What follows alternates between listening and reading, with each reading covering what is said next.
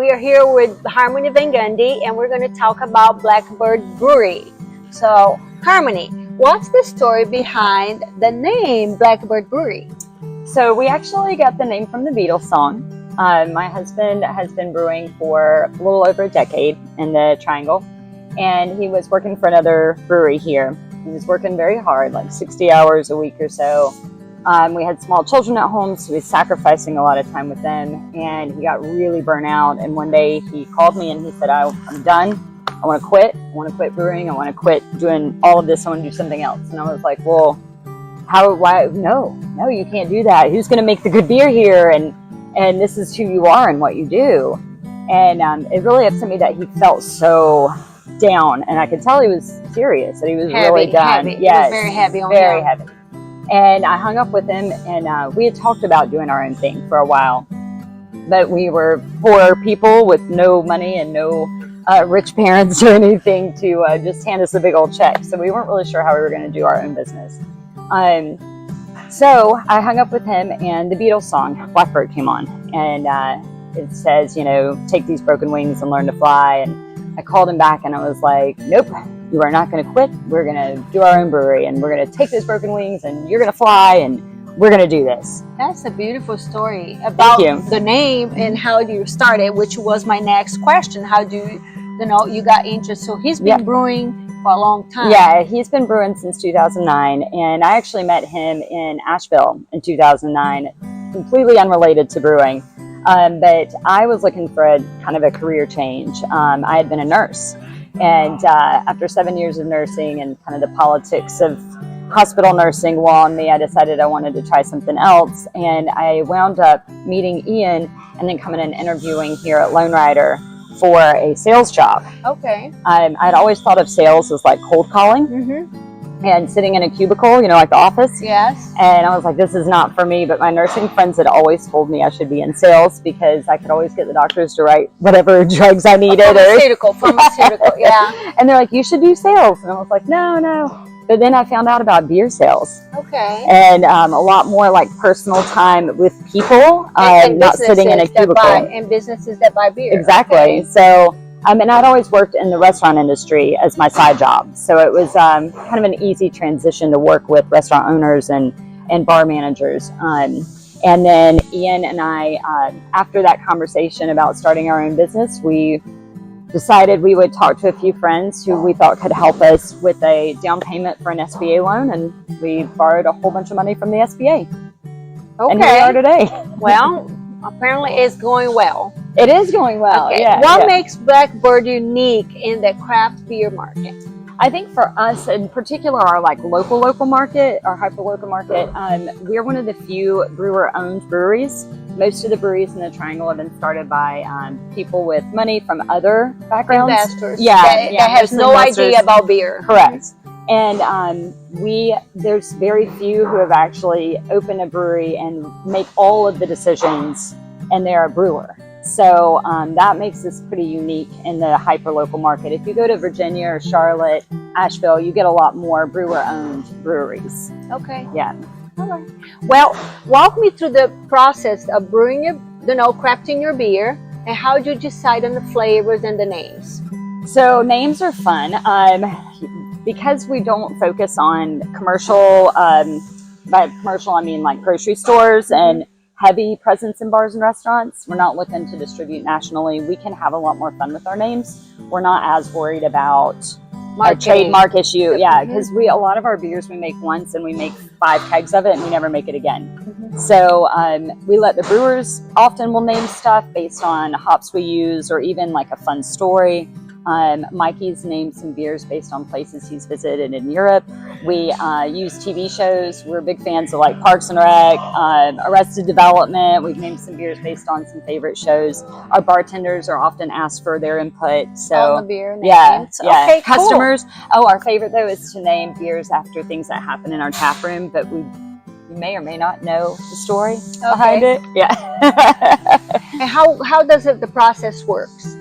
So we usually get the beer done, tasted, and then I get a text from the guys, hey, we have a beer and we need a name. today, like now. Okay. And how you pick the flavors? Did they pick the flavors? They pick the flavors mostly, but we do work. We work it simultaneously a little bit with our tap room bartenders and myself to decide what we need for the market, because we do sell a little bit of beer to bars and restaurants. So I know what my customers are looking for out there, and then bartenders will get their feedback on what sells or doesn't sell on tap. We love to play with New Zealand hops. That's a big, just something we're really fond of, is New Zealand and Australian hops. We do a lot of fresh fruited beers when we use fruited sours and things. And the guys, Ian does a lot of behind the scenes research. So he's often listening to podcasts or reading magazines on what other breweries in the country are doing who are excelling at different styles. And we listen to a lot of what they're doing and kind of take their recipes and make it our own and tweak and play with that. So it's a lot of fun. We have a lot of flexibility because we don't have anyone above us telling us what to do. Exactly. That we need 100 cases of X amount of style for Harris Teeter. We get to just make whatever. Okay, can you share a particularly rewarding experience since you opening the business? Yeah, I mean, honestly, seeing all of the customers and what we have brought to them and the community, I didn't realize how much the community wanted a space like this. Absolutely. And it has been humbling, to say the least, and rewarding, extremely rewarding to see that we have filled this void for people and to see the connections that are made amongst friends, neighbors, and other community members has been really cool. I often will make, like, if someone comes in by themselves, I'll be like, you need to come sit here and meet this guy. Like, Joe, meet Bill. Yes, you guys would be friends. Yes. And it's kind of cool because you get these introverts who like to sit at the bar who don't really want to necessarily talk to anybody. I have a neighbor in my neighborhood that comes here a lot, and he made tons of friends here. And then one day he said, I want to introduce you to somebody. And I already knew these people, but it's somebody that he made lots of friends here. That's cool. He loved the beer. Good. How do you engage with the community through your business? Mostly with our events and activities. So our run club, the fundraisers we do, working with people like the Boys and Girls Club, the Chamber, some of our local just neighbors in the shopping center.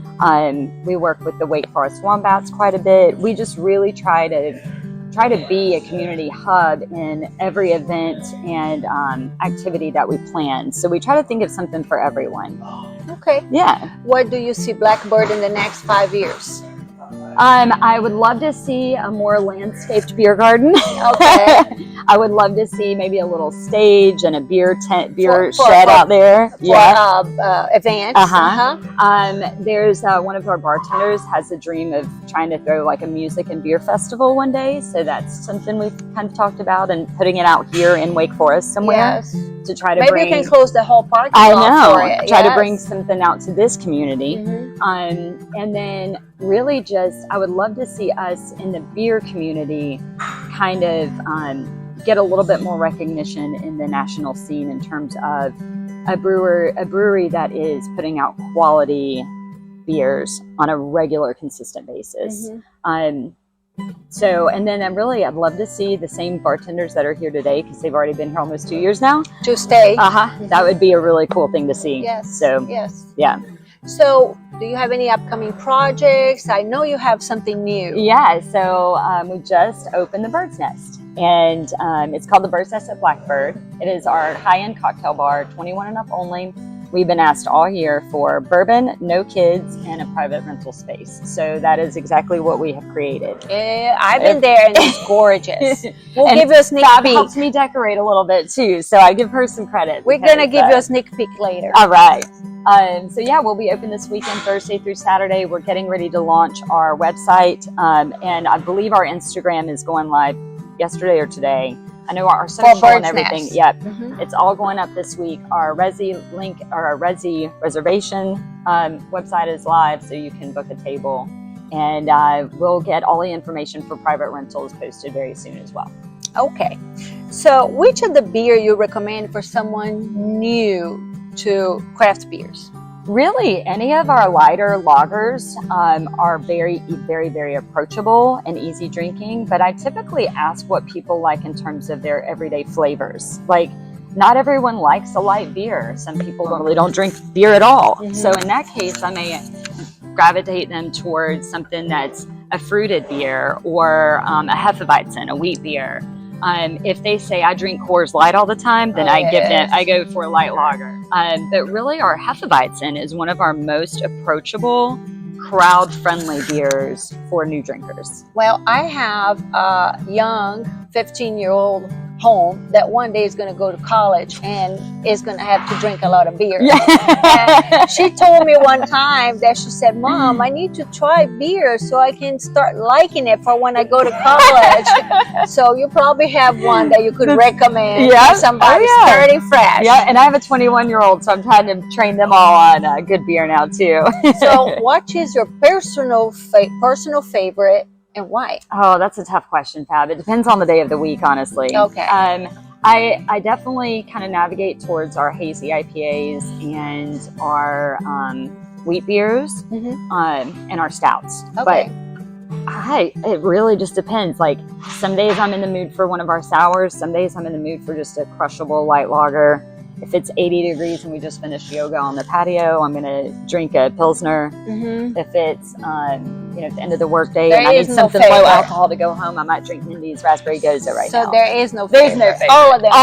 All of them. It's like There's you no bad asking beer a here. mom. That's right. Who's your favorite kid? All of them. It's the same story. So how do you stay innovative on this competitive market? That would go back to Ian and Mikey, and they're tuned into the beer world. Mm-hmm. So they do listen to a lot of the craft beer and brewing podcasts and read a lot of the magazines and stay in tune with what is going on in the industry as a whole. We kind of feel like the triangle's a little behind what is happening with innovation and new brewing techniques, new enzymes, new like hop, that's the word I'm looking for, not adjuncts, but different ways you can use hops. And some of the new yeast strains that have come on the market. There's just a lot of new ingredients and new uses with ingredients. And there's some new brewing techniques and there's some new techniques or old techniques that have been brought back that we use. But so they do a really good job of, like Ian sitting at home with his knee and his CPM machine right now, listening to a podcast on, I believe he was listening to something on lagers, but yeah, so they're just constantly studying. We go to as many conferences as we can. We really try to stay in touch with other brewers in the community as well and talk, what are they doing? What hops are they using? How did they get this beer to taste so good? Is there a brewer network? Like there network is. events for brewers? Mm-hmm. There sure is. There's a big national conference every year called Craft Brewers Conference. Craft Brewers Conference. And then North Carolina has their own, the North Carolina Craft Beer Conference. Okay, cool. Mm-hmm. And Ian's actually speaking on a panel in Charlotte in July for the Brewers Guild. That's interesting. Yeah. Yes. Thank you so much for sharing your story with us. I love sharing how my everything story. comes. Please come visit Blackbird Brewery at 3612 Rogers Branch Road in Wake Forest, and it's a beautiful space. You are going to love all the beers. Apparently, Harmony loves all of them. And we have wine and seltzers and cider and non-alcoholic options as well. And Prosecco on tap. And you can book your table for Bird's Nest too. It's the new space they have. It's gorgeous, and we're going to show you some sneak peek of that too. Thank you so much.